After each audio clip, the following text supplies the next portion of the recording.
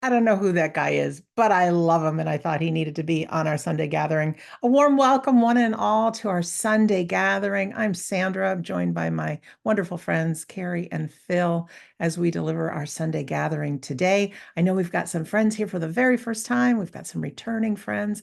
We have some friends watching the replay. Whatever camp you're in, we welcome you.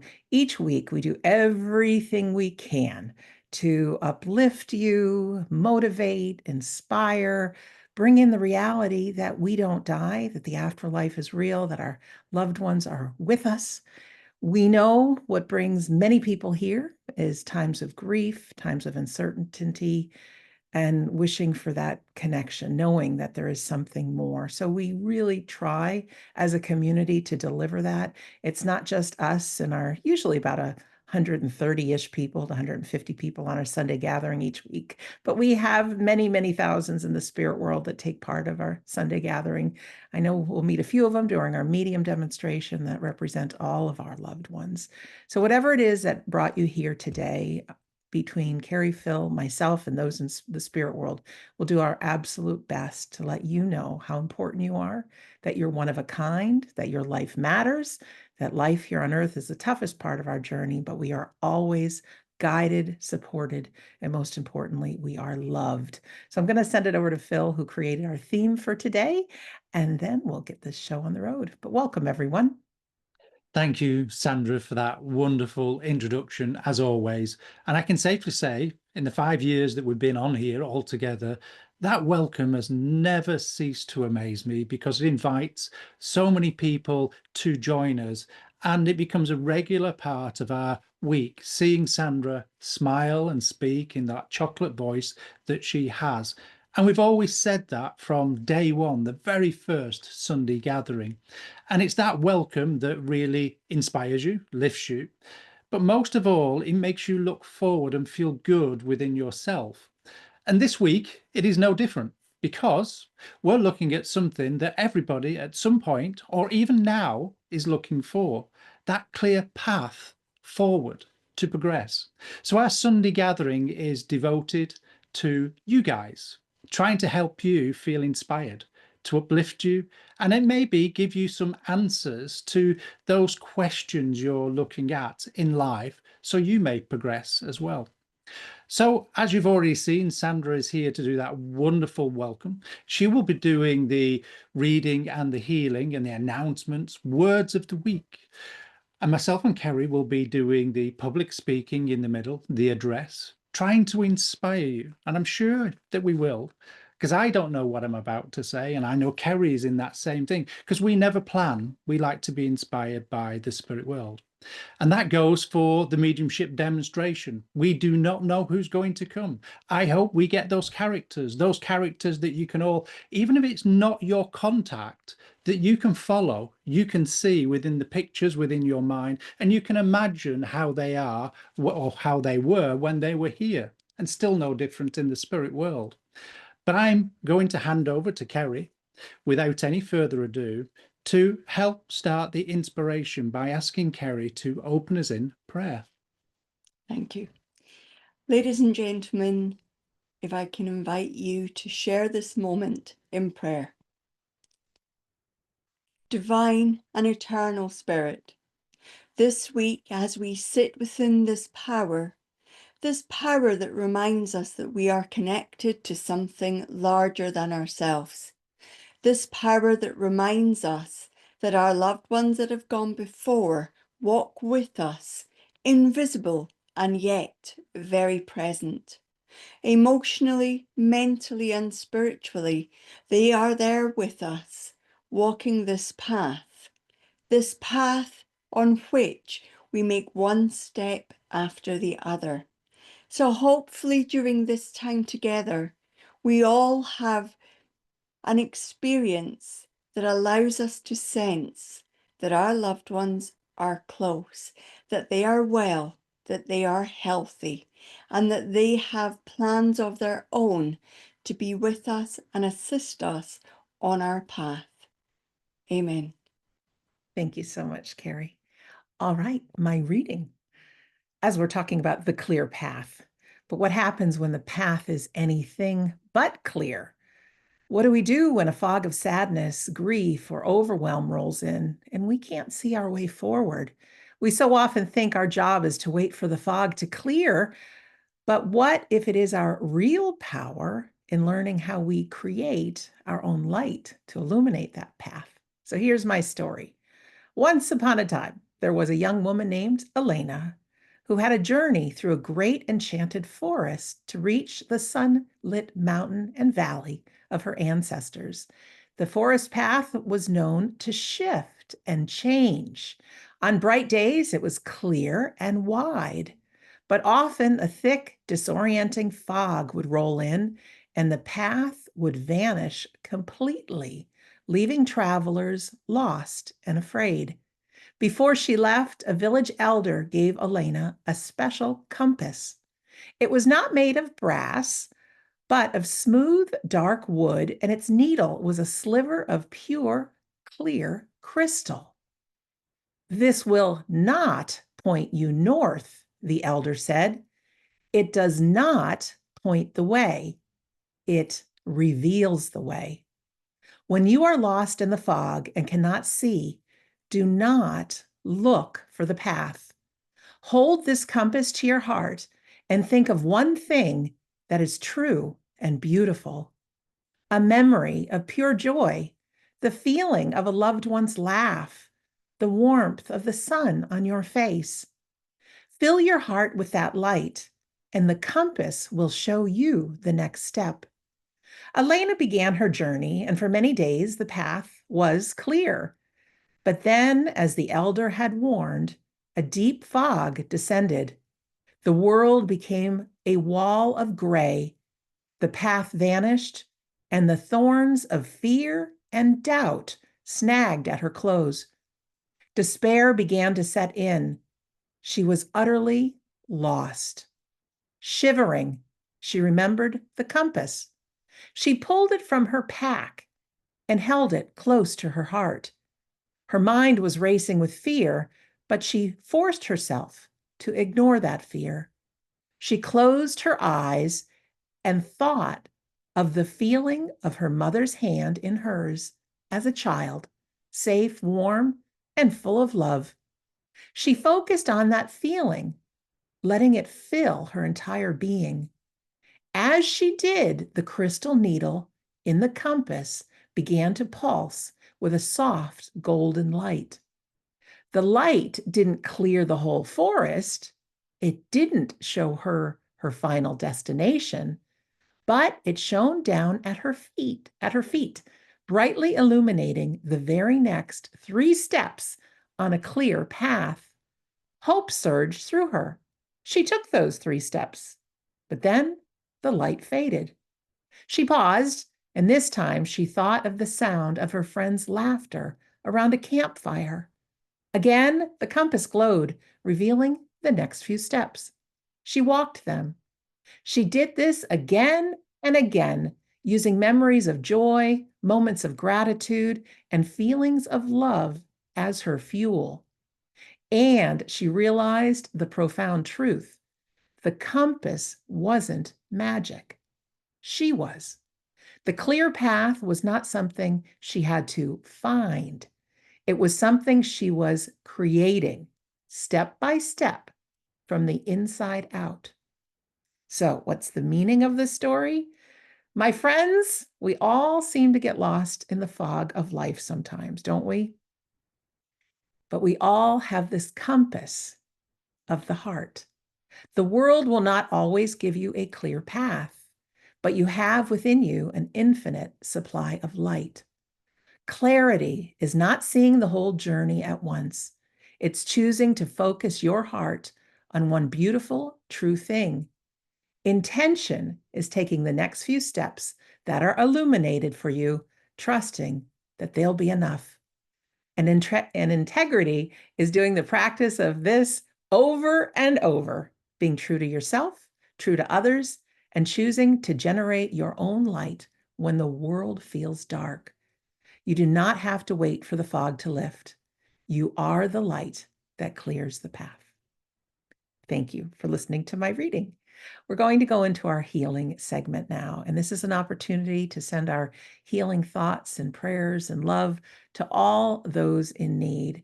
It's a beautiful song, Bridge Over Troubled Water. You know the song, sung by a lovely young woman. We do know that there are troubled waters all over in the world. There's many disagreements, there's suffering of all kinds. And as a bridge, why don't we just offer this gift of love? And if you would like to do what Elena did to light her path and maybe recall a joyful memory or a time of love, and just have that be your offering to those in the unseen world, and they can direct that loving, healing energy and prayers to where it's needed. So let's hear our song, and then we'll be right back after that with our address from Carrie and Phil. Isn't that a beautiful rendition of that song? A beautiful voice. As I was listening to that song, I was thinking about how many bridges we have in life to cross, and yet we don't even know we're crossing them sometimes. If we think about the clear path, I know that when I heard Sandra speak about that fog, I realised that at times I've been crossing a bridge and I haven't been able to see beneath it. No, I'm not speaking as an analogy, I'm speaking real life. From one mountain to another, there was a very wobbly bridge, and I had no idea how far below. I knew it was a long way, but there was fog. Actually, it was low cloud. Actually, it was high cloud. We were high up. But thank goodness, because when I was on the way back, I could see what was below it. And I remembered I'd done that bridge in this cloud, and therefore I would be able to do it going back. But that was me having a clear path that I'd asked for, and yet I was frightened to take it. And when I couldn't see, I did it. I found, and I'm not sure whether you would have times where you remember this in your own life, I ask for a clear path, and then when the clear path shows, I decide that I want to go a different way anyway. It's this kind of psychology that says, no, I don't want to go that way. I want to go a different way. And I choose a different way to find out that that different way was the way I should have gone in the first place. So I firmly believe when Sand was talking about that compass, I firmly believe our soul knows which way it's meant to go. We just, as human beings, don't know it. I've been gathering notes together for a project that I'm putting together, and I've gone right back to when I started consciously planning where my life was going to go. I was getting married, unfortunately not to this man at that point. What a mistake that was. But I did get a beautiful daughter out of it. And I got years of being able to plan my way forward. I had a career that I thought it's the career I wanted. I was very good at it, and it just didn't stimulate my mind and certainly not my soul. But I was carving out a plan. I'm a planner, for those of you that don't know. I like to have things organized and little lists and be in a little bit of control and have a little bit of planning ahead of me so that I can preempt anything that might get in the way. So you can imagine if there's a fog on the road, on the path, I'm not a happy bunny. I like to see where I'm going. I think that's fair enough to say. But I must have signed this contract to whoever God might be. I'll have a word with him or her when I get up there, that said, throughout my life, I must never know where I'm going. There must always be a fog in front of me, and I must have signed it for some reason, unbeknown to myself. Because all the way through life, I've been kidding myself that I knew where I was going. What I was doing was planning for a path that I thought I wanted. the learning, the experiences, the career, the understanding business, the understanding finances, the understanding business planning.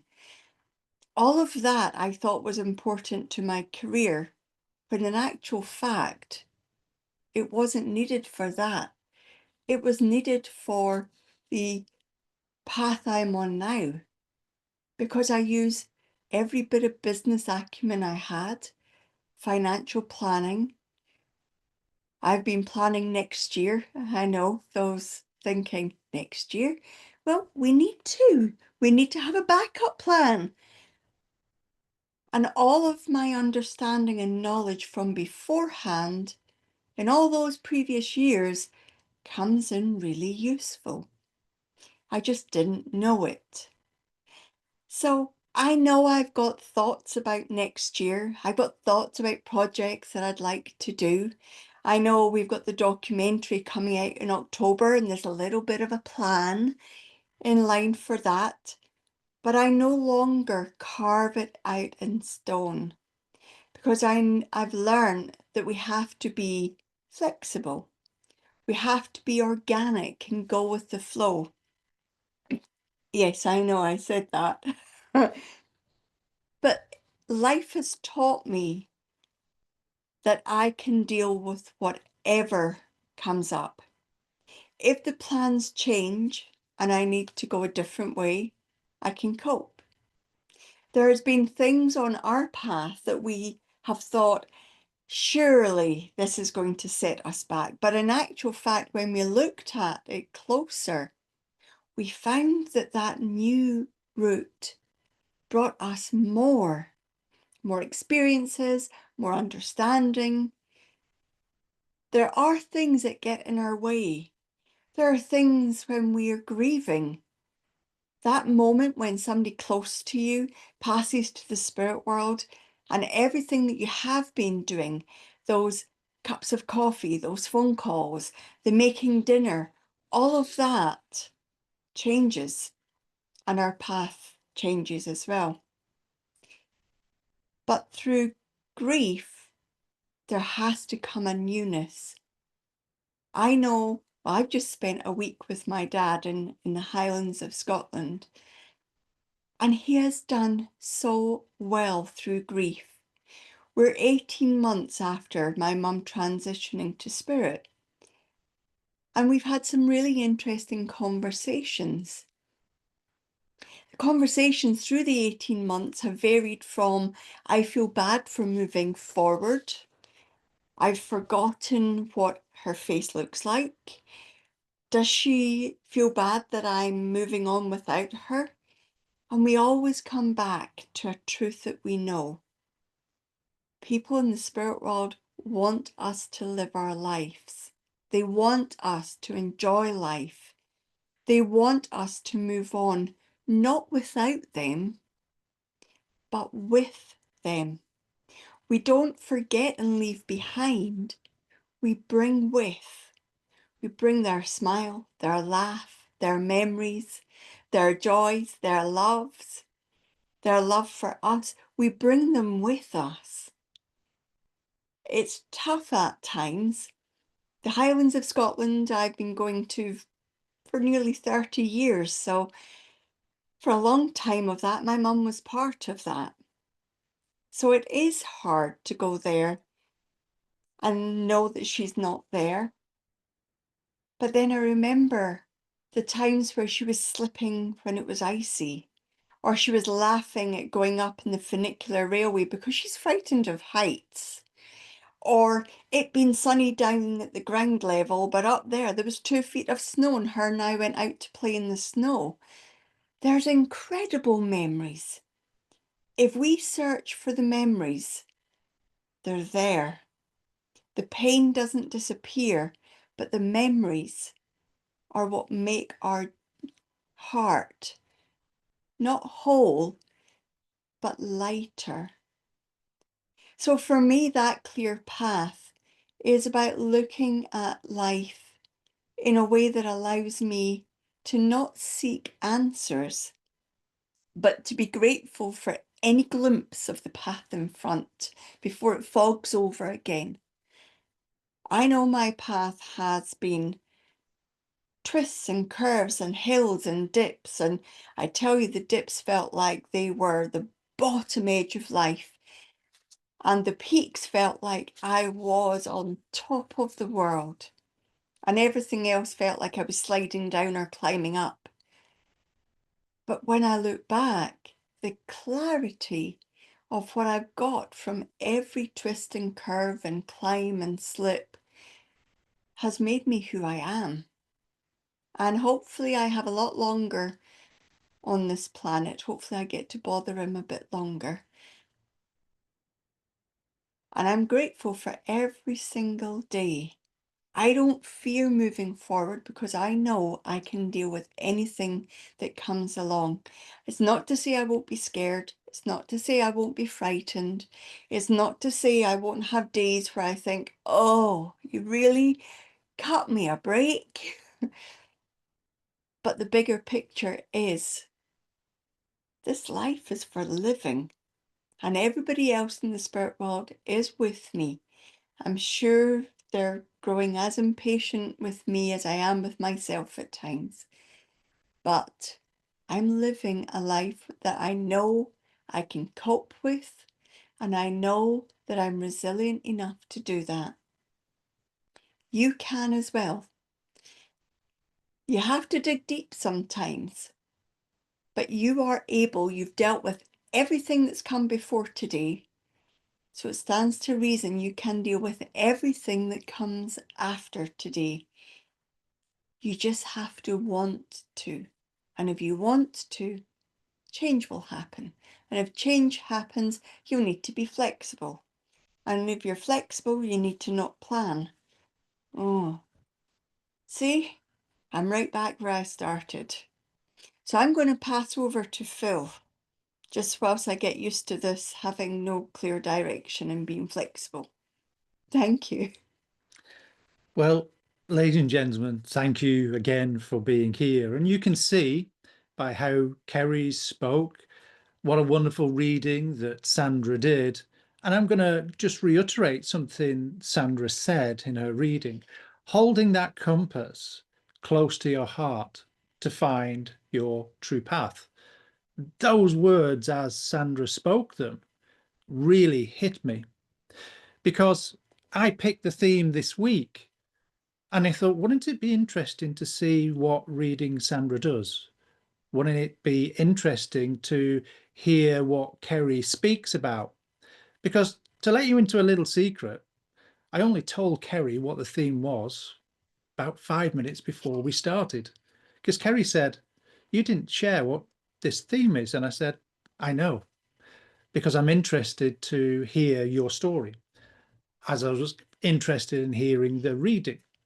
But I'm also very interested in you guys that are out there and your stories of what you understand to be your clear path, where it's taking you in life, where opportunities have come about unexpectedly, maybe at times where you've strove ahead, you've been striving so hard, you may have lost touch of the picture, of the goal, of the direction, because you were busy being busy.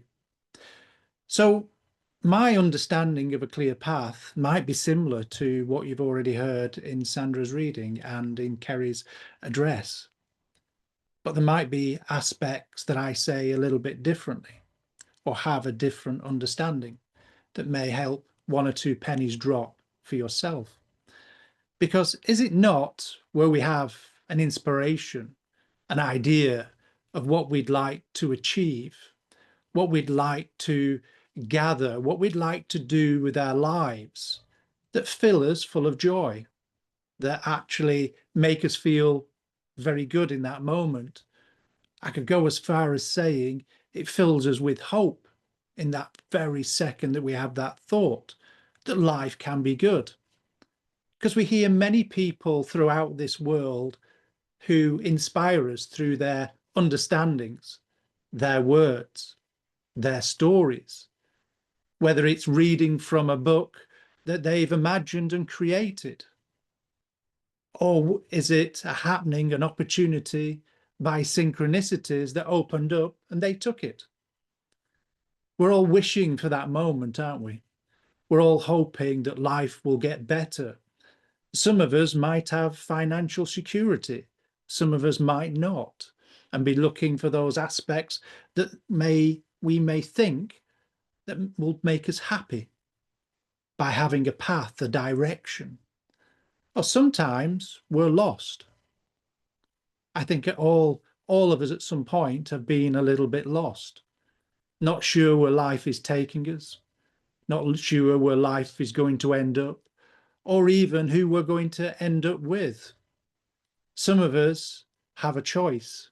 And it might sound strange that where I say some of us might have a choice, because there are some people within this world right now that don't have a choice, that they hope that their path clears, because it's not a mist or a smoke of the mind, but it might be smoke of a bomb, of a weapon that is happening within their country right at this moment.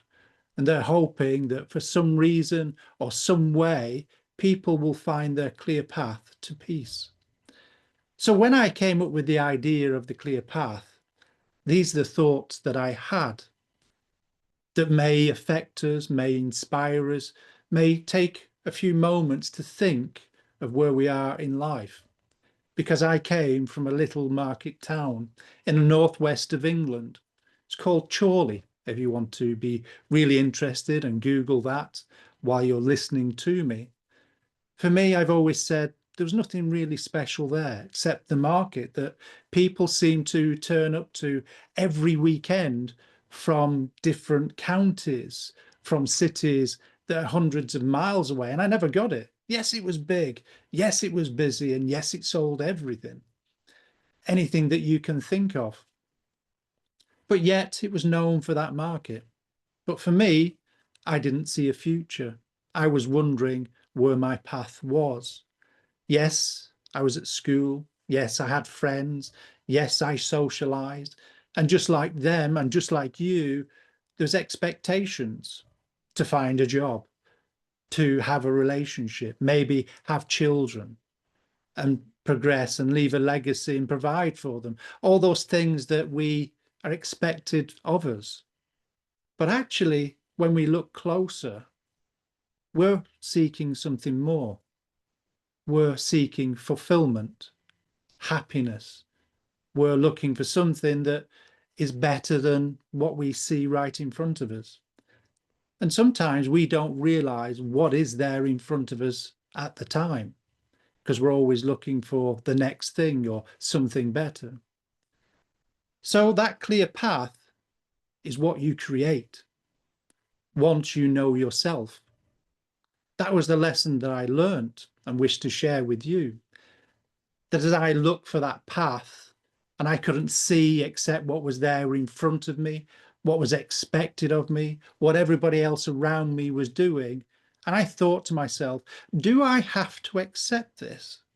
That I'm meant to live in this small town, doing a job in that area, staying in that area that didn't, for me, might be different for some, have a lot to offer. I wanted more, but yet I didn't know what that more was. I didn't know what I was looking for. Maybe you are the same. You don't know what you're looking for, except you're looking for something better. It was only as I started to take time to understand myself and find out who I was that I started to see things differently. I started to actually like my life and myself, because what I enjoyed made me feel good, helping people, listening to people. But I didn't know the extent at that time how that was going to evolve. Thought of being a therapist in some way. But then I listened to people around me who said, really? You going to do that? And it plants a seed, doesn't it? As Sandra said and Kerry said, that smoke where we can't see clearly. It makes us doubt. It makes those self-limiting beliefs pop up and take over. And that voice in our head becomes louder, that we can't do that. But then we go back to being quiet and reflecting and realizing again that it is helping people. So maybe being a therapist, maybe being a counselor, maybe being a psychologist wasn't for me, but I knew there was something there about helping. It was when I discovered spirituality, or spiritualism, the religion, that I started to see a truth within me, that my words weren't just about helping people progress in a counseling or therapy way. It was about inspiring people to have their dreams, to find themselves, to really understand who they are, to give them a courage, to give them a seed of hope that they can pull their socks up and be creative within their lifetime, that they can see the beauty of how and who they are and what makes them feel completed, what makes them feel good about yourself, and then working to that strength. And I remind you that I come from a little market town, but yet my job is here, or one of parts of my job is here to inspire you on the Sunday gathering that was started through a creation of an idea. 5 years later, we're still here. We're still doing what we love. But yet, it doesn't stop there.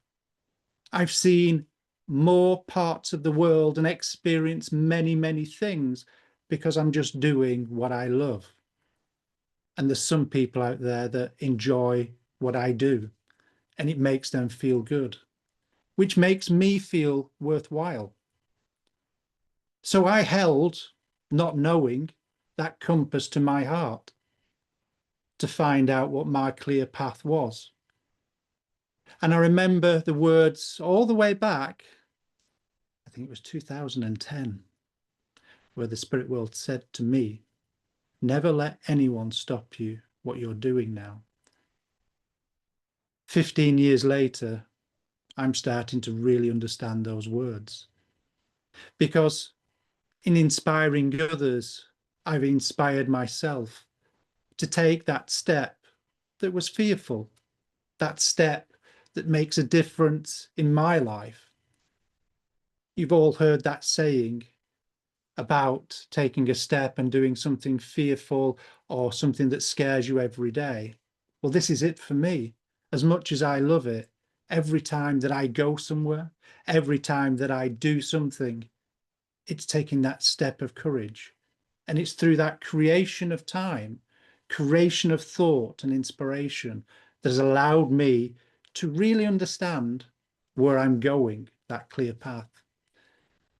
So, ladies and gentlemen, if you can take a few moments to reflect on who you are, not what you want to do, but who you are and what makes you feel fulfilled, happy, worthwhile, and it makes you get up in the morning, then there's your start of your path. That you can put both feet down with full commitment and say, this is me. This is what I do. And you never know what difference you will make, what seeds you will plant, what thoughts you will create. Because did you know your thought is a reality? Your thought is living. It's an energy that can never be destroyed.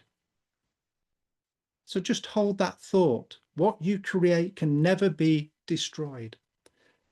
So look at your intent, look at your enthusiasm, look at who you are, and walk forward with conviction, because that's your truth. They're your seeds, they're your steps. And you never know who's watching, and you might inspire them to say, I want to be just like them, or I want to do what they're doing, which is inspiring other people to be successful in what they do, to thrive. Ladies and gentlemen, I hope you find your clear path. and I wish you well. Thank you so much, Phil, and thank you so much, Carrie, for your illuminating words.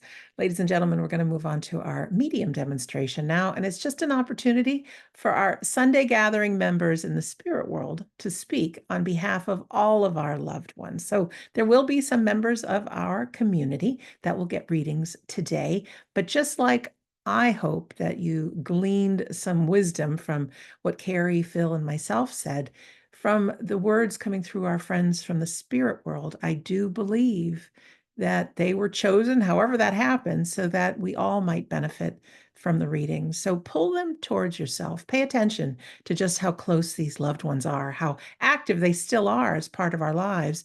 And maybe in the message that comes through, you might say, gee, I could use a little of that myself. Well, pull it towards you. I 100% believe that they're here for all of us. That being said, Carrie and Phil are our mediums today. Of course, they're our premier tutors for We Don't Die. Love them to bits. They both, between the two of them, have well over 50 years of experience as mediums and teachers. They're good people. So in whatever way they talk to their friends in the spirit world to start the proceedings, I know from our end, they first deliver some bits of information about the spirit person that's connected with them. Now, we are still people. We don't just become balls of light or anything. And it's always nice to know that we retain our personalities and our uniqueness. So they will do their best to describe the person that has stepped forward. They're going to use their memories, their thoughts, their feelings, sometimes even sense of smell and taste. We've heard some very interesting things here on the Sunday gathering. But when they do the description of this person, if you can understand the whole description as a person that you know that no longer walks on this earth, we want you to press your raise hand button. Now, this might be a friend, a family member, somebody you worked with, somebody distant. Sometimes it's somebody you knew long ago and you think, why are they here? But if all the information resonates to you, press that raise hand button. And I know we have got plenty of new people joining us today, so find it on your device and you can press it for me. Press that raise hand button. And I always ask that you do this because you get to know how that button works. Sometimes if you're on a phone or something, you might need to press 3 dots before that raise hand appears. But you'll notice that it changes from raise hand to lower hand. Now, this is important because sometimes there's 2 or more people that can take the initial bits of information. So we want to narrow it down to 1 person. And because we're joined by Zoom all over the world, sometimes technology goes a little weird, but we do the very best we can. So we just ask you to have the integrity just to press your raise hand button if you can understand all of the information. And if at some point you say, oh, that no longer fits, then you can press the button because it now says lower hand. So for all of you that still have your hand raised, go ahead and press your lower hand button.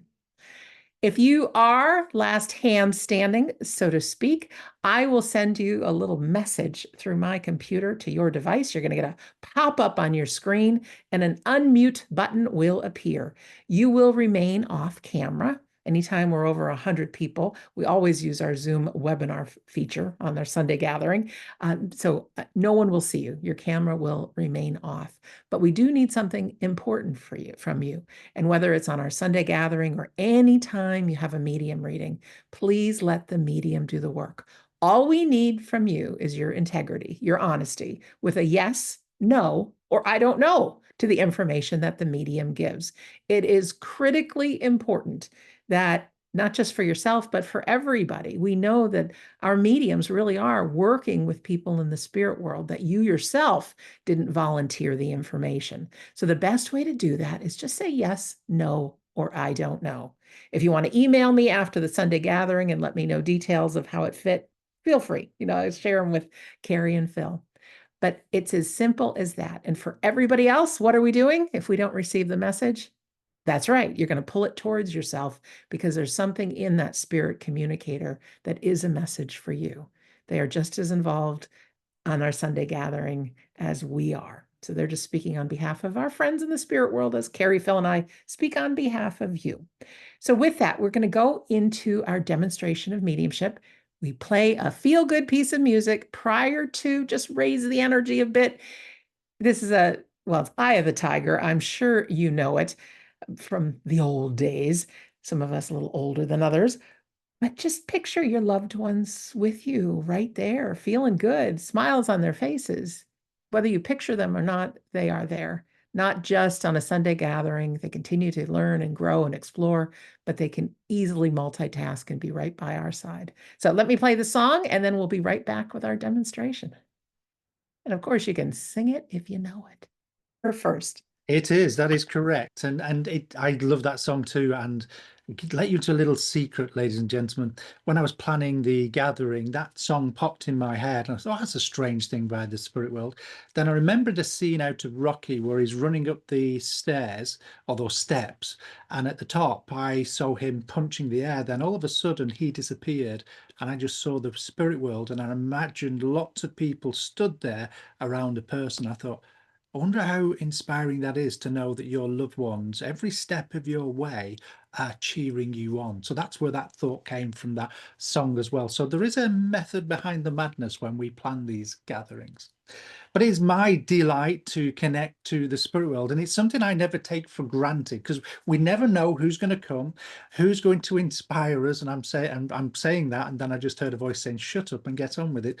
That's my loved ones in the spirit world for you. Anyway, okay, so okay, and I've got a really strange impression coming through my mind as I'm going to start to work. I want to talk about a dad in the spirit world, and as I was talking about where the inspiration came from, he came forward. And I know he was, I want to say a couple of things about him. I know it's dad. I know he passes very, very quickly. And I don't feel he's a great age when he passes. I'm not being told the age, but I know he's not a great age. But I know he's got a sense of humor because I know there should be memories of where he used to impersonate Rocky Balboa, not with the punching, but where he shouts out the name of his wife. I believe it was Adrienne or whatever. So I know here that it has that fun side to him. But I also know there's a couple of illnesses there with him as well. I know there seems to be a heart condition, but I also know there's a cancer there as well. But I also feel as well that he was very much self-employed, and I get the impression with him that I'm quite handy, and I want to be looking at either I was working as my own business within like construction or some kind of building work that he would have done. So I've got dad. I know he's got sense of humor. I know there was a couple of conditions of illness there. I know he was not of a great age, and I know he was self-employed, very much either in construction or DIY, that kind of area that he worked. Thank you very much, Phil. All right, friends, you know what to do. If you can understand this information, go ahead and press your raise hand button for us.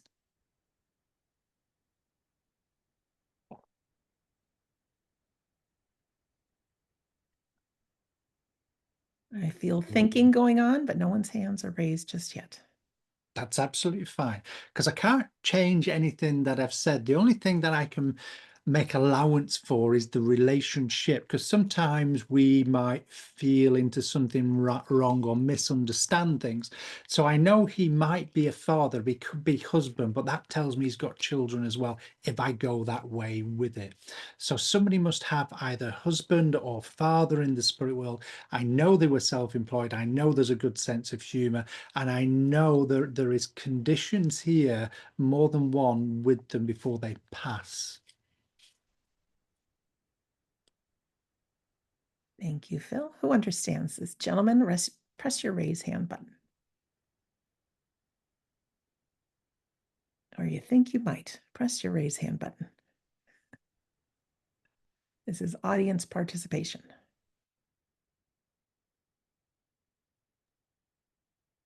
And sometimes no one raises their hand, which is what's Nobody happening right raises now. their hand because they might be waiting. Oh, see. Wait, say that. Wait, Shelley. Shelley, if you can find that unmute button. Hi, Shelley. How are you? Good, thank you. Hello, Shelley. Do you understand Hi. everything I've said? Yes, this is the second time it's happened. It would be for my daughter. It's her father. Ah, so you understand where he had a sense of humor and he would impersonate things like Rocky Balboa and things. Uh, not Rocky Balboa, but he did definitely have a sense of humor, and act silly. Yes. Okay, then bear with me. Then he must have had his own business as well, though, self-employed in that construction, that joinery, that type of work around homes. He was always self-employed, but with in the he would paint murals on buildings and It's a little things bit like that. different to what I got. Yes. I don't feel that, thank you for coming forward, but I don't feel that's quite right, because I know there should be some kind of construction work. We call it joinery building work in the Yeah. UK. No, I mean that's why I waited to press That's the fine. button. I felt sorry. Nobody was raising their hand, so I had a Do little. not feel sorry for me, because we're talking about somebody who wants to connect here. I'm Okay. just the middleman that's in the middle, sort of thing. So All what righty. I'm going to do is open it up a little bit. So I'm going to take the relationship out, but somebody must know somebody's self-employed. I do feel it's some way in the construction, in that sort of area, building, either to do with renovation work, or I know there seems to be something in that area that I'm being impressed with. And again, even were, and I still feel there's that father connection, even though I'm not going to hold that. So it could be stepfather, father-in-law. I know there is something there that I'm not going to move away from. But I know there's this sense of humor, and I know it goes beyond just impersonations. I know there's silly jokes and things like that. I know there seems to be very much a connection where there was an illness of cancer, but I don't feel that took them. I feel either there was a cancer scare, but I know there was either a heart condition and that shortened the life. Thanks, Phil. All right, friends. Does this information make more sense? If yes, press your raise hand button for us, please. I'm hoping everyone is listening and everyone's present here, because I'm very reluctant to let go, and because I know somebody's trying to make that. So if you understand it in something very similar, or just come forward and let me work with you. Carly and Rochelle both have their hands raised. Can I bring Rochelle in? I know Carly a little bit. I'm not saying I'm not with, but just bring Rochelle in for a second. Rochelle, if you could press your unmute button. Rochelle. There you are. Hi, Rochelle. Oh, we don't hear her voice. There Hi, we Phil. go. There you go. Hello, Rochelle. What do you understand? What I've said? Um, the construction company, father, good sense of humour. He'd passed at a young age at 53. It was cancer, but not linked with a heart condition as much as I am aware of. Okay, let me just work with that. So when he's got a sense of humor, he could, even though he's saying he's 53, he could act a little bit younger than that. Oh, definitely. Because I know here there's a real sense of humor, and it feels like I want to impersonate people as well. He is known for his pranks, yes. That's fine, because I know there seems to be either where he would take one-liners and things like this of other people and bring them in conversation. So I know he could be a little bit of a live wire, and you never knew exactly what you were going to get at times.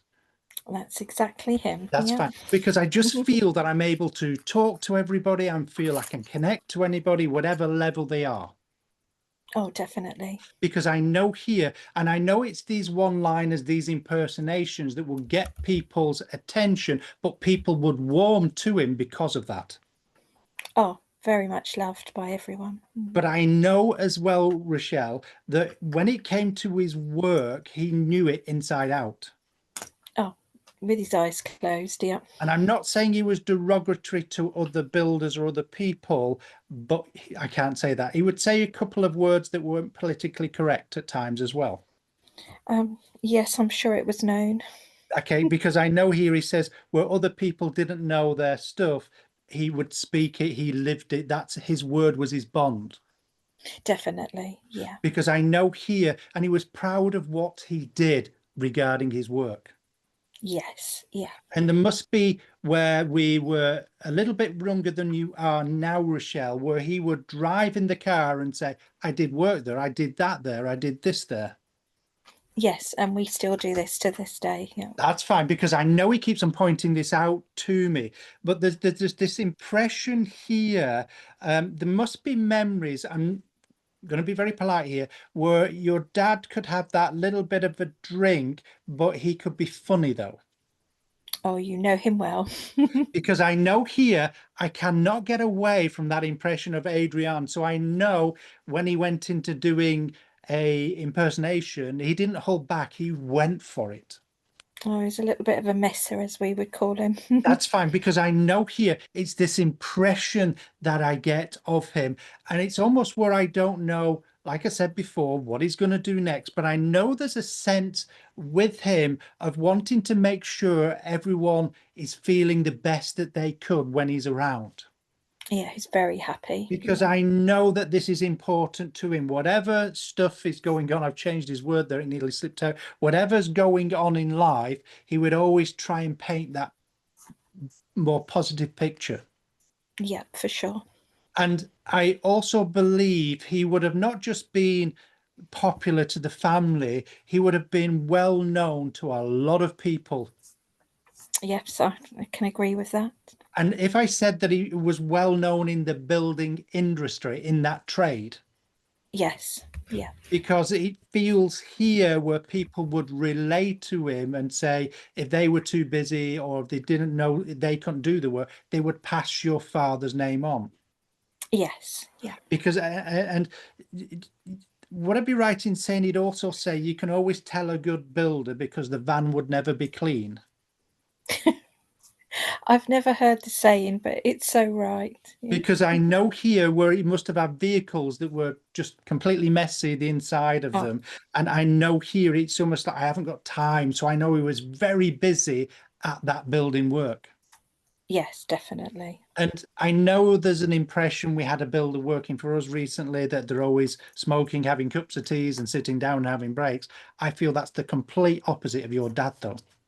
I totally agree with that. Because I know it's all about work ethic and getting up in the morning and doing what you love. Because I know he was always happy about the work he did. Yep, never had a day off. Because I know that, even when you say that, it feels like I want to work 7 days a week.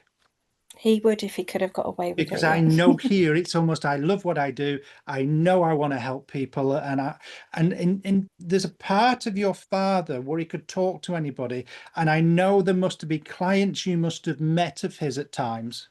Yes. Because they must have talked very highly of your dad, not just for his work, but who he was. Yes, definitely. And I know there must be a photograph displayed in the living room of your dad as well. Yes, I have one. Yeah. And I know that you often talk to it. Yeah, all the time. Because I know there's a sense here of gratitude of still speaking his name and people still speaking his name in a good way, not just within the family, but without the family, out of the family as well. Very much so. And would I be right in saying that your dad must have kept either paper articles where he clipped out of the paper? I'm not sure about that, but it's possible. Bear with me. Then it must be you, Rochelle, that used to have the scrapbook. I have got something, yeah. And like newspaper clippings or something to do with your dad? Not directly. Okay, so I'm not sure about that. Yeah. Okay. Can you remember I mentioned that? Because I know it's really important. And I know there must have been not just advertisements, but I do feel there's articles there where they want to, he wants to be remembered, because I know those little things he felt were big to him because it showed him that he was doing well, because your dad had a sense of pride of what he did. Actually, now you mention it, he was a jockey and also he played hurling, and it was very well advertised in that world. So Because yes, I yeah. I was it's thinking of really, work. that's fine, because I know it's very much within his mind about the paper clippings, and I thought it was to do with something passionate, which I did feel was the work, but you understand it in a different way, but they are there. But I know here he comes forward just to let you know how proud he is of you and what you're doing at the moment as well. And as I said, I know you're still communicating, as talking to him, and he makes me aware of this, because there's very personal words there. I also know, as I've been talking to you, you've sent that thought that you love him, because he's made me aware of that, because he says, I love you too. But with him, it's not just words, it's actions, because I know a big hug from him made you feel safe and secure. Oh, thank you. That's lovely. And I Thank you. know that he wants to give you this as well. One last thing, you must have photographs of your father that are not displayed. There must be lots of them somewhere. Yeah, there is a lot in the family. Yeah. That's fine, because I know here he says it's time we got together and got all the family together, because your dad was a big family person as well. So I'm going to leave Yeah. his love with you, knowing that he's around you. And again, just be aware of what you hear, not from other people, but from the spirit world, because I know I keep on hearing that impersonation being called out, and I know dad's given me the impression he's trying to call out to you as well. Oh, that's wonderful. He's one of 18, so we have a large family. Good. So I'm And going to I'm leave his so love with you. grateful. You're absolutely welcome. I'm going to leave his love with you and say thank you very much, Rochelle. And good to Thank you finally so meet you. I much. see your little name popping up, but now to speak to you, I Oh, can put a bless name to that. you. That's Oh, fine. you're both so lovely. Thank you so much. Thank you. Thank you. Good. Okay. Mhm.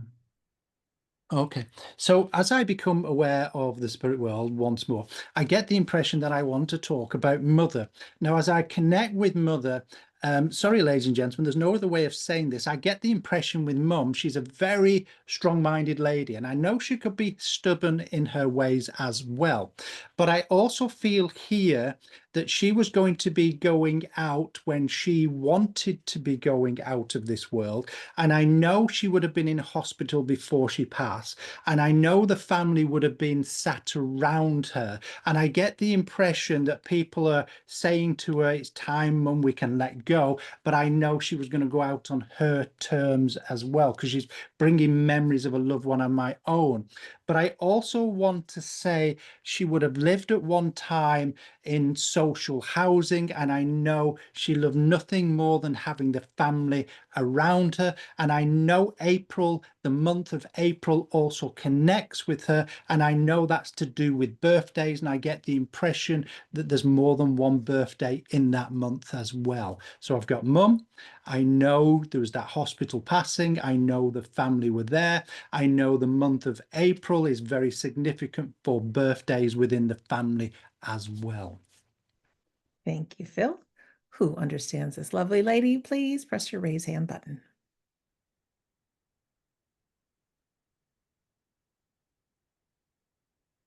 Annie has her hand raised. Hello, Annie, if you could find that unmute button. Hi, Annie. Hi. Welcome. I can take everything except I think the social housing. I'm not sure how that translates to the US, but Okay, let me just look. I don't know what the equivalent would that be. Then let me just look at this for a second, Annie. Were you the little bit you don't understand? Would Mum have lived in a rented accommodation early in her life?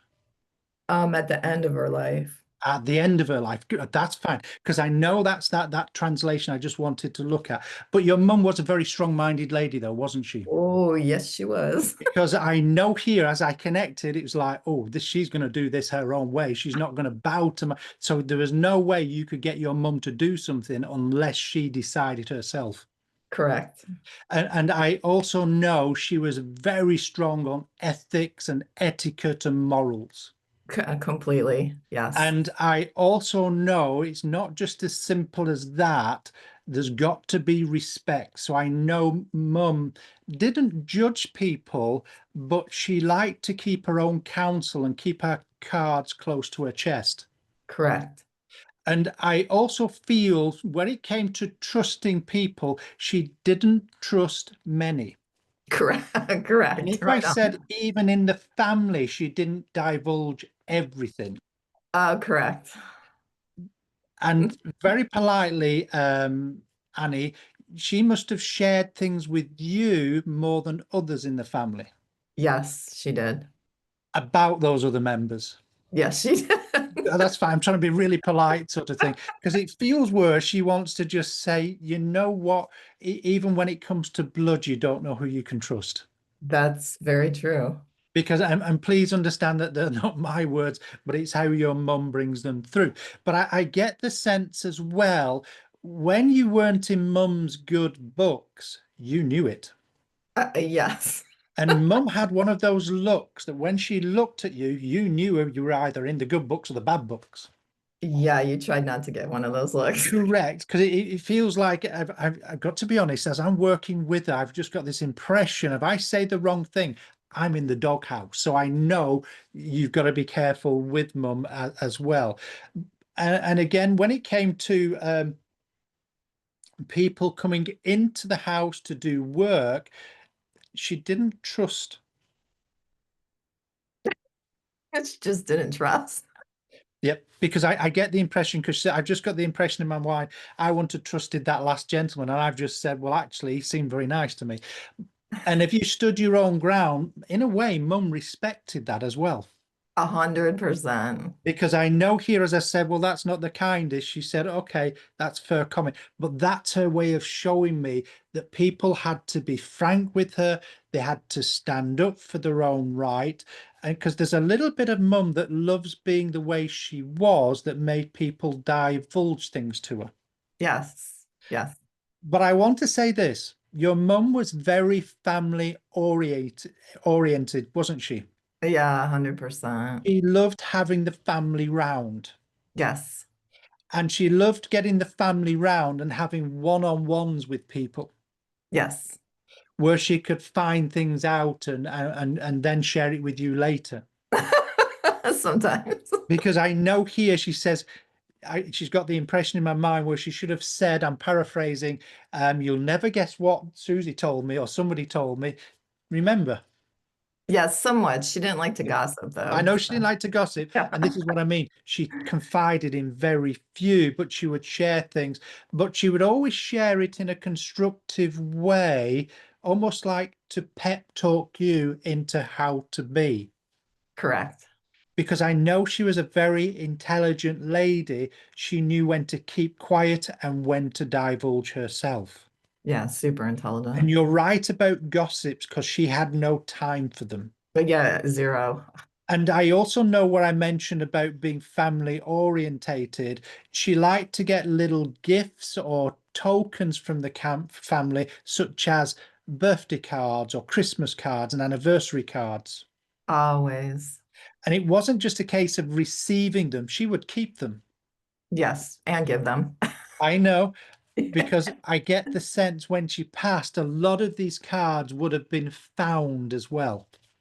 Yes, And I know you would have gone through them as well. I still have them. Good, because you must have found cards from when you were very, very young. Yes, I have. You're very young now still, but I know when you were younger, that's the way. She had a wonderful way with words, and when you knew when she was after something, she'd come out with a little one-liner buttering you up.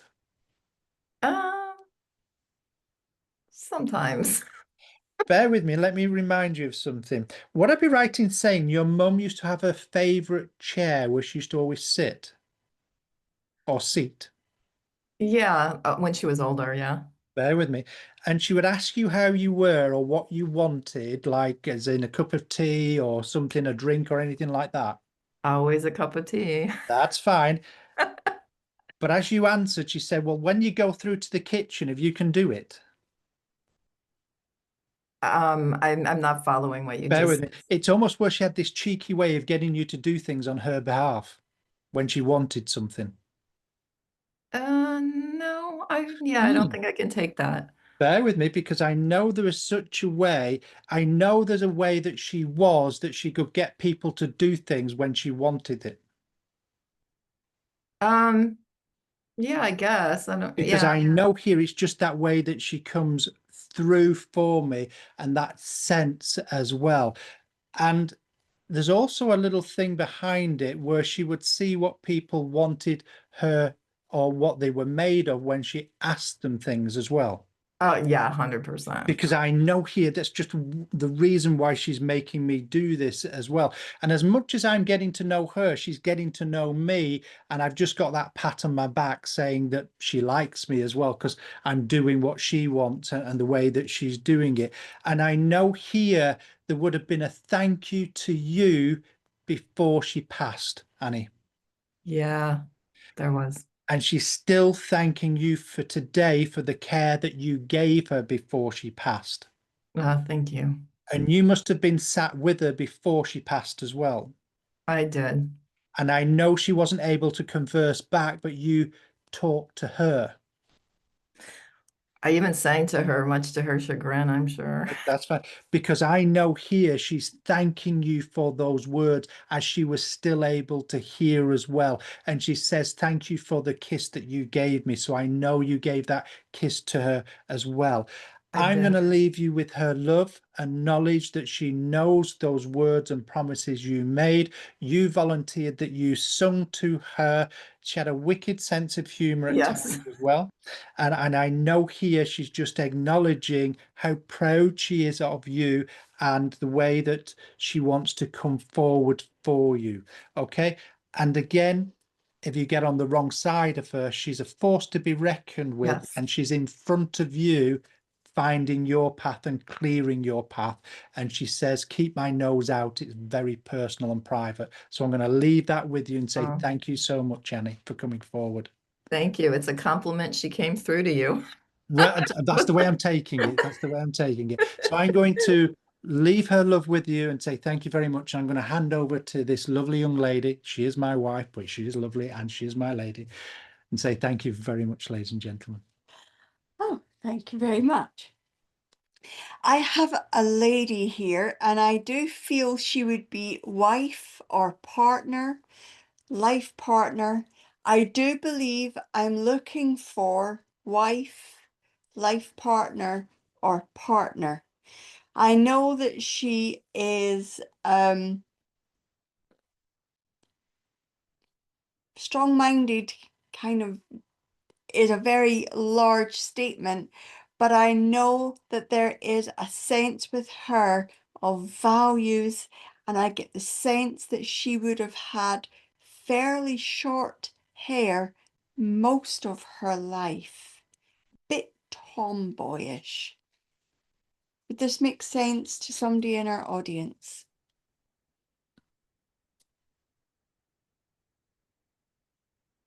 Friends, you know what to do. Press that raise hand button if you understand the information.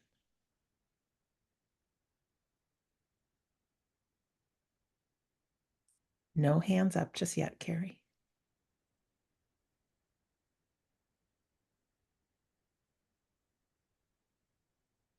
If it's not partner, somebody would have, or long-term relationship, I know I feel like I'm looking for somebody I would have had a very close relationship with. I do feel like I would have been somebody that had a same-sex partner. I can't put it any other way there. If I'm not looking for a partner, would somebody know a friend in the spirit world that had the same-sex partner, but you also know her partner that's still here, but she'd be a friend to you?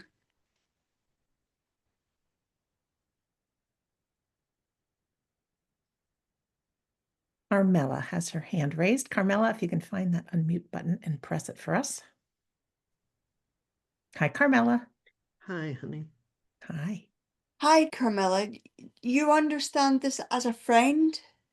I understand that she was, I know we're not supposed to give too much information, but I have a friend that passed approximately a year ago, and she was a friend of 32 years. Okay. Would you have seen her as a partner? Would you have had that connection that you were partners? We were very, very close. Okay. It wasn't a same-sex thing. She used to refer to me as the sister she always wanted but didn't get. And you would know she always had short hair and would have been a bit of Yes, a tomboy. she always had short hair. Yes. Okay. Okay. Then I also know she's not very talkative. She said No, what was necessary, but nothing more than that. It's like exactly. drawing blood from a stone Yeah, here. you just took the words out of my mouth. I was going to Not say making that. it easy for me at all, but I do know that her circle of friends was small, but they were, I know you said you were long-term friends, but I do know that she had a small circle of friends and her tolerance for nonsense was minimal. You're right. Um, because I get the sense that I would have liked her and she would have liked me, but I also get the sense that she would have called it out had she had to put up with nonsense. I al She, I go ahead. also she wouldn't have liked to put up with nonsense from people. She would have loved honesty. Oh, yes, And I definitely. know that there is this apparent appreciation that if she wanted an honest opinion, she would have come to you. Yes. Yes. And if you wanted an honest opinion, you knew where to go for it. Yeah. There is, I get this, I get this feeling that she would have spoken to you honestly about relationships and partners that she had and things that she wouldn't have spoken openly to very many people about. This is true. And I know that she sees you. There must have been times, oh dear, would you, I'm trying to be polite about what I'm seeing. You and her must have gone to spas or swimming at the same time. Not Uh, to sweet. I'm Would you have memories of going to spa days or to the sauna or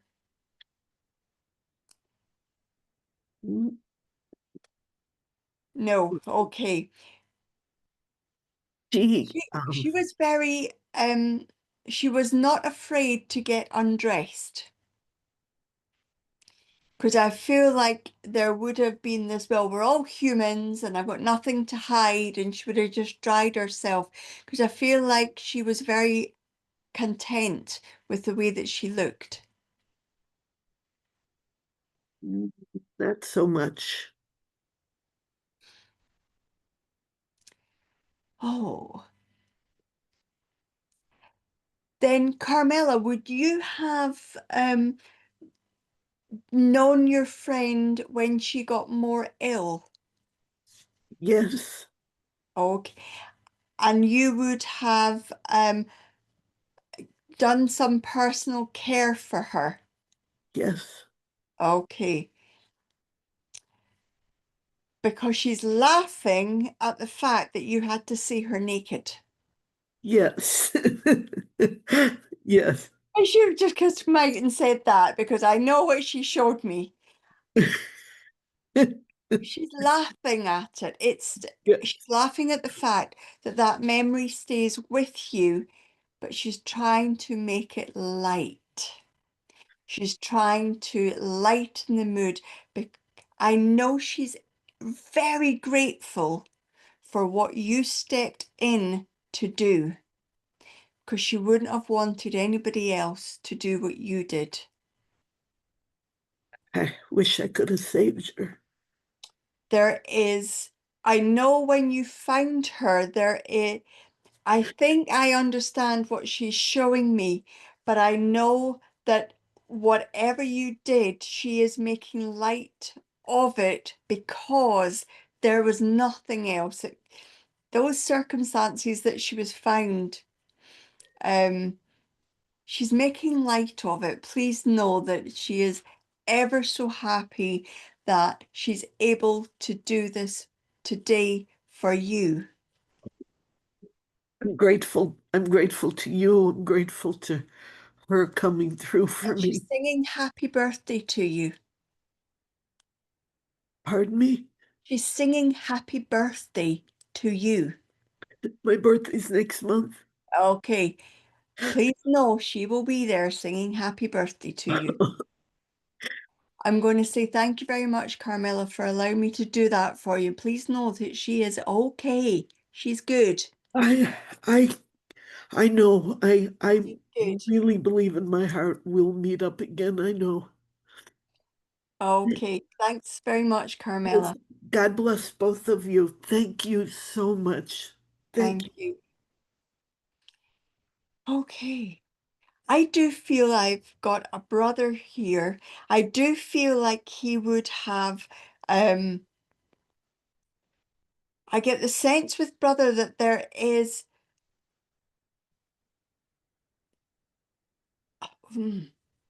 I feel like I'm looking for sister, but I feel like brother and sister are very close in age. I know that he has this um jovial side. I do know there was some um play playfulness between you, but I know he had very strong opinions politically and religiously. I feel he could be a little bit outspoken. And I feel like I want to speak to sister, and I actually feel there was a big distance between you when you in geographic terms. And I feel he passed very quickly, very suddenly. Do not feel like there was any notice at all of him passing. Would somebody in our audience understand that?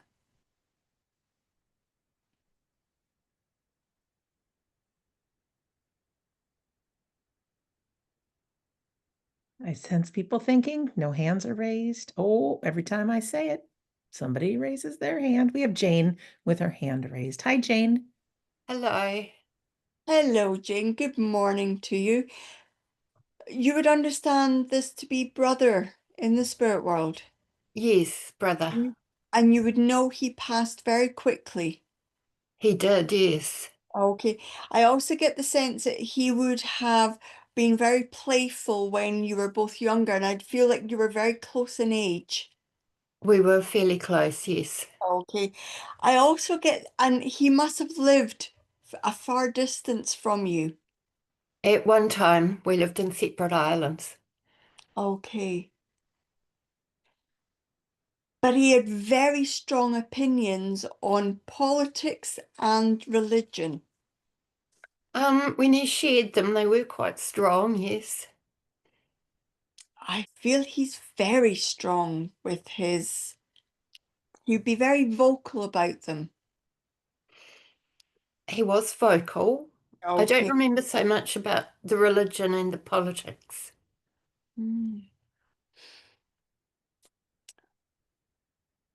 Then he, if it's, I know what he's showing me, and it is about leaders of the country at the moment. So he does have opinions on those. But I also get the sense that he would have had opinions about people that were in the family not doing what they should be doing. Oh, yes, I can agree with all that. I also get the sense with your brother that he would have spoken up on behalf of you as well. Um, I don't recall a time there. I feel he's very protective of you. He was protective, yes. And I know that he has a sense of wanting to defend you or protect you. I know that he keeps coming back to strong opinion. So there must be a situation just now, Jane, within the family where he would have very strong views about what's right and what's wrong. I'm sure he would. I'm Okay. not sure what he's referring to. I also get the sense with him that if I take you to his family, there's part of his family that he is not necessarily in agreement with how things are being handled or dealt with. Okay, I don't actually know that. Okay. I need to say that there is an incredible sense with him of determination and strength here. Would you know, Jane, that you are being quite vocal about people around about you in the family just now? Probably, yes. I know this is his way of saying he sees what's happening, and it's coming up to an anniversary for him just now as well. Yes, absolutely. This is his way of saying, I am here. You have been talking to him recently. And when you hear about whatever's happening in his family, please know this is his way of saying he knows about it. Don't worry, he's got his eye on it. Right. I think I know what he might be referring to Okay. I'm going to now. say thank you very much, Jane, for allowing me to do that. Nice to hear your voice again. Thank you so much, Carrie. That was Thanks, wonderful. thanks, Jane. Thank you, ladies and gentlemen, and we're going to pass back to Sandra. Oh, thank you so much. Ladies and gentlemen, if you want to press that raise hand button for Carrie and Phil, it's so lovely to have them back. They've been with us since the beginning. They're very, very busy these days teaching mediumship and traveling. In fact, next month, you can join them live. They have 2 events in Florida, in the USA, including one, there you can see the movie premiere, film premiere, our new documentary, Evidence of the Afterlife. And you can meet Carrie and Phil and our filmmaker Robert live. That'd be the 5th of October in Deltona, Florida. Carrie and Phil will also be with our friends Nick and Steven. They will be in New Jersey, USA. You can find everything coming up with them on their website, which is mymediumship.com. Their good friends and medium tutors, Tim and Shirley Ann, will be leading our medium courses while they are away. If you're brand new to us or you want to get some practice with your mediumship and learn how your psychic and medium sense works, please join. They're Thursdays starting at the same time we started today, 5 Thursdays in the month of October. And it's wonderful. You know, we all pray and hope that our loved ones come through on a Sunday gathering. And of course, it's just a little taste to let everybody know that our loved ones are around. But when you participate in classes, it's our loved ones that you work with. So they're very special. And also, you get that taste of how your soul perceives information because we can all talk to our loved ones. We don't need to wait for a Sunday and beg and plead that they come through. Keep their picture around if you don't already. Talk to them, set a place at the table. I know with my podcast episodes, I have now more than 750 of them. There's quite a few. There's so many different ways that we can pay attention and be in communication with our own loved ones. And they really are with us. They truly are. And we will see them again. So again, you can visit mymediumship.com for everything coming up with Carrie and Phil. And at the end of October, there's a 5-hour event, a class that they'll be doing online. Now, as to the wedon'tdie.com site, you can register for our next week's Sunday gathering at the store page or the Sunday gathering page. I've got our community members, Carly and Cachette, that will join me on our Sunday gathering. Also, like I said, the new classes and Carrie and Phil's mediumship world. Also, Scott Milligan will be back with some classes and demonstrations as well. This coming week, however, on Thursday, our friends Kath and Mitch Shirley, they are both mediums and grief recovery advanced specialists. You met them last week, actually, on the Sunday gathering. They will be doing a free grief cafe. It's 90 minutes with people that care, and it's not recorded. They are very special. They're very healing, and unfold some of the information and tools about grief. They are really spectacular. I've heard some wonderful, wonderful feedback. So you can join for that. The registration link is also there at the store page, wedon'tdie.com. Anything else coming up? We'll let you know as soon as the film premiere happens online. We'll be expecting that probably in November, I would guess, but we'll let you know. We know a lot of you were part of making that happen. So we thank you. If at any time you want to donate to our Sunday gathering, you don't have to ever, but if you'd like to, we want to thank the people who've made our Sunday gathering possible. At the Sunday gathering page at wedon'tdie.com, there is a donation button if you'd like, but you can also register for the next Sunday gathering, and you can watch a whole bunch of past ones because they are certainly inspiring. So to our friends that made it our Sunday gathering possible today, we thank you from the bottom of our hearts. You've hit the lives of nearly 150 people today, and plus many more who are watching the replay. So just some last words for me as we're talking about the clear path. I think of when the GPS or sat nav technology first came out, we would program where we wanted to go.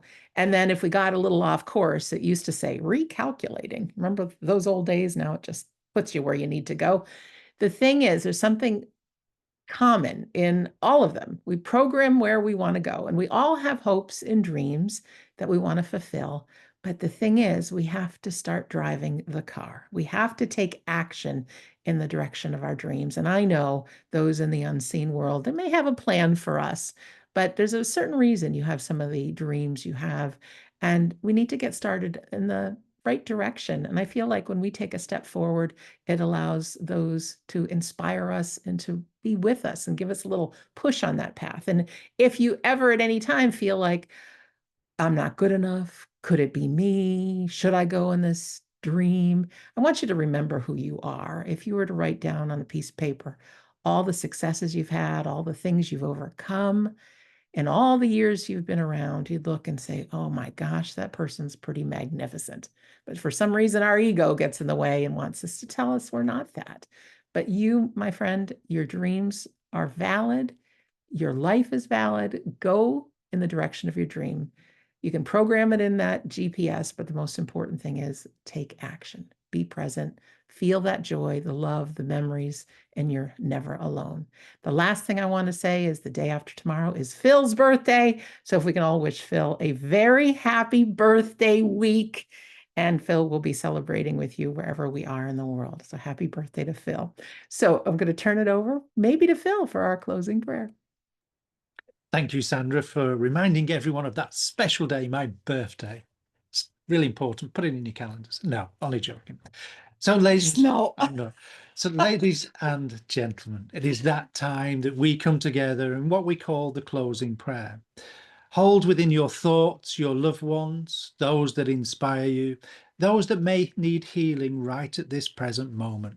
But as we come together in that divine silence, I ask you to close your eyes and go within that internal place within. And think of your God or that universal source, whoever your God is.